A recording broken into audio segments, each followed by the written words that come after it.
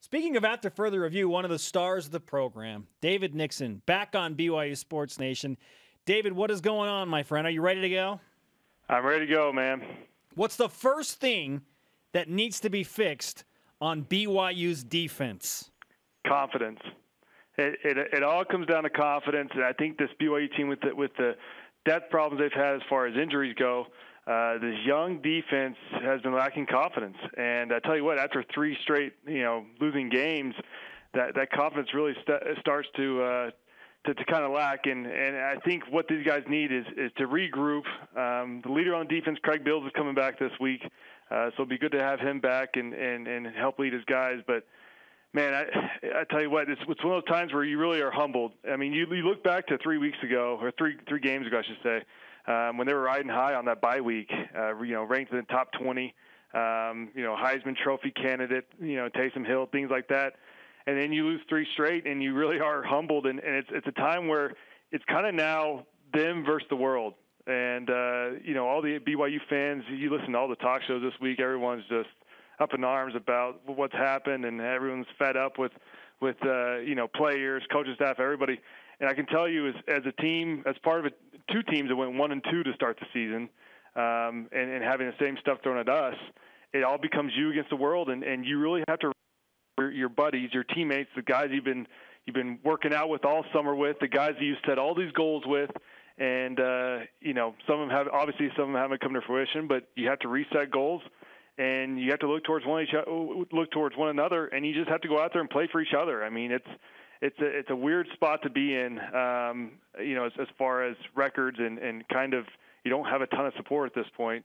But I'll tell you what, rattling off, 8 wins in a row, or how many games are left? 7, 6. Then that changes everything. That changes the perspective. So. I don't know. I think the biggest thing is just gaining that confidence, because I think that BYU defense right now, those young guys are they're just struggling. When you go out on the field, you have to believe that you can beat the person in front of you, and if you don't, you're going to get burned every time. And so I think the leaders of the defense, coaches, everybody has to pitch in and just instill that confidence in those players. And when they do, they go out there and execute. And man, they come out of a road win at Boise State could definitely turn the season around. David, you talked about what you went through in 2006, 2007. In 2006, BYU was 1-2 with John Beck and Curtis Brown and Johnny Harlan, a really talented team. And David Nixon. And David Nixon. Yeah. Okay? You lose at Boston College in double overtime. You had lost a tough game at Arizona to open the season, had a win over Tulsa. Then you go to TCU, who was ranked 16th, I believe, at the time. Nobody's given BYU a shot to win that game in Fort Worth. You win that game, and it changes the entire course of the season. I'm drawing parallels now with this opportunity for BYU to go and do the same thing against Boise State. How do you see it? I see the same thing. You got to back up a moment, though, because before TCU, BYU went to Utah State, and we played Utah State at home and beat them 38-0. Oh, that's right. So, that's right. Okay. So that's exactly what I'm talking about. That game right there was the game that instilled that confidence back in and said, hey, we're a legit team. We're a good defense. We shut them out. We can go on and have a special season still.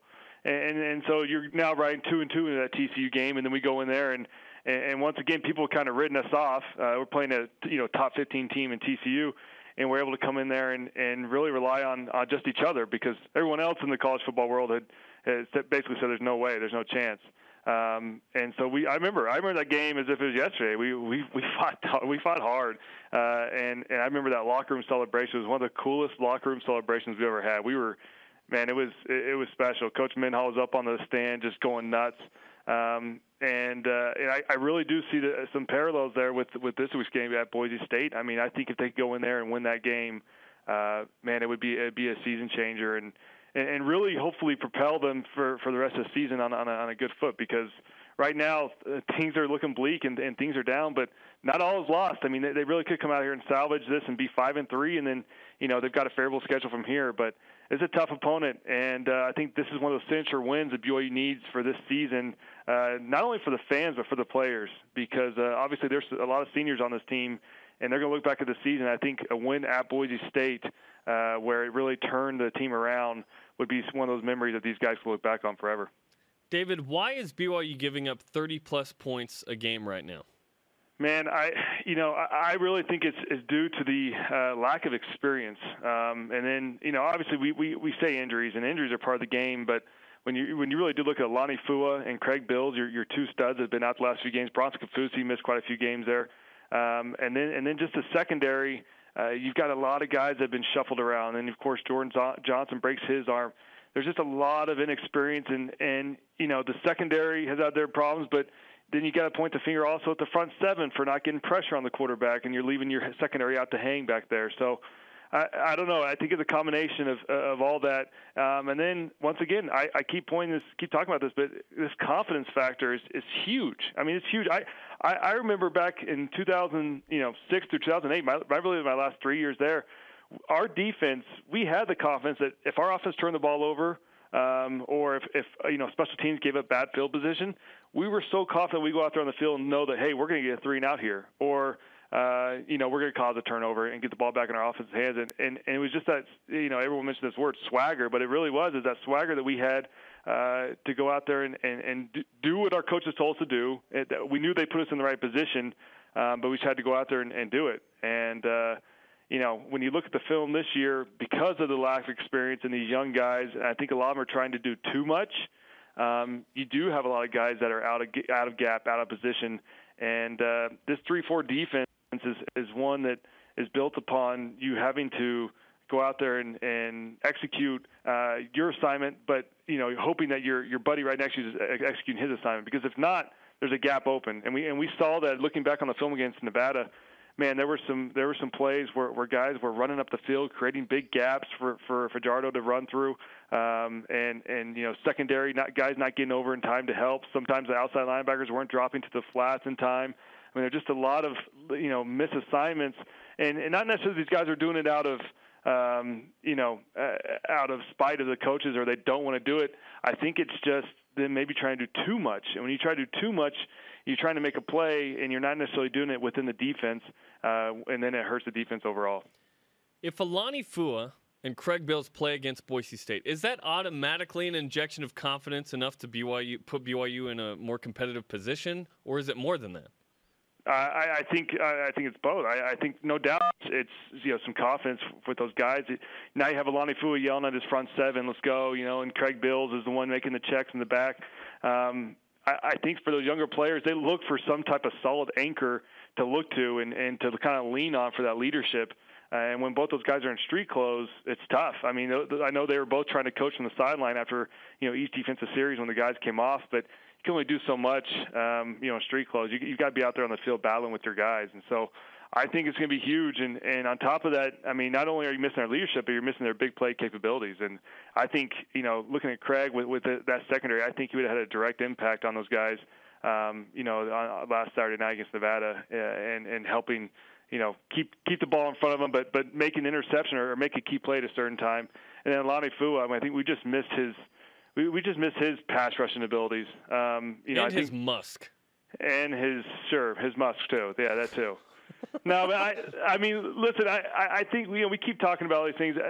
All BYU needs to do, it sounds simple, but they just need to go gather around each other and really rally around each other and go up to Boise and just play a solid 4-quarter game. I mean, they can't have these spurts where they have great quarters and then rough quarters, and they just need to put together one complete game. And if they do, I think they have a great shot at going up there and stunning this Boise State team. But it's not going to be easy, and especially in the environment up there.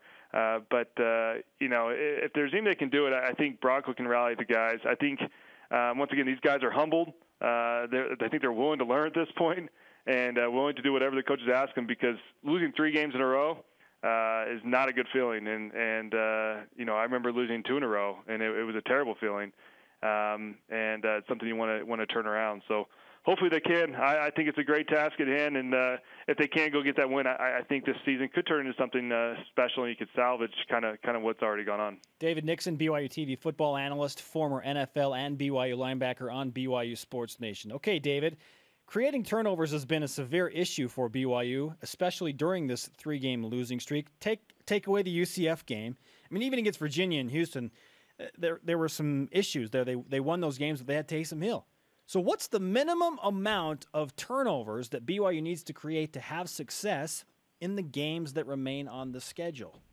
Well, being on the road in this particular game against Boise State, the team itself needs to be +2 in turnover margin. I think looking back at the last few games, I think Christian Stewart's becoming a better game manager, and the fact that he's not turned the ball over as much, he's becoming more efficient, and of course he had the few fumbles against Nevada, but 63 passes, no interceptions. Exactly, and that's kind of what I'm getting at. The fumbles are really him at the end of the play trying to make something happen, and I think he learns from those and realizes, look, when I'm trying to scramble, I've got to recognize that there's guys coming pursuing me from behind. They're going to be trying to strip this ball out. He just needs to get rid of it. But the interception is what I'm really keen in on. The fact that like you said, 63 passes, no interception. That's pretty impressive.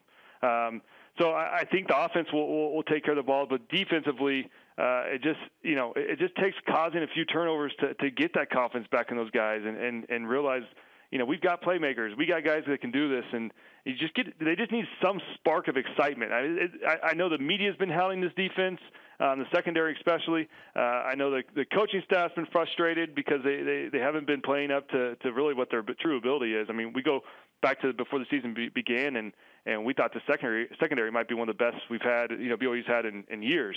And they just haven't quite lived up to the hype, and so really all they need is some type of spark or something to get these guys going again, and then maybe that is a few interceptions, or maybe a punishing hit by Bills, or something to get this team going, this defensive unit, and then get that confidence, get that swagger back, and then I think they could really be effective and have a good one, but. Really, I think it comes down to BYU has to be +2, especially on the road in a hostile environment like Boise State. David Nixon, BYU TV analyst, former football player in the NFL, and for the BYU Cougars. You can catch him on After Further Review tonight on BYU TV, 8 Eastern, 6 Mountain Time. David, thanks for the time. Yeah, thanks, guys.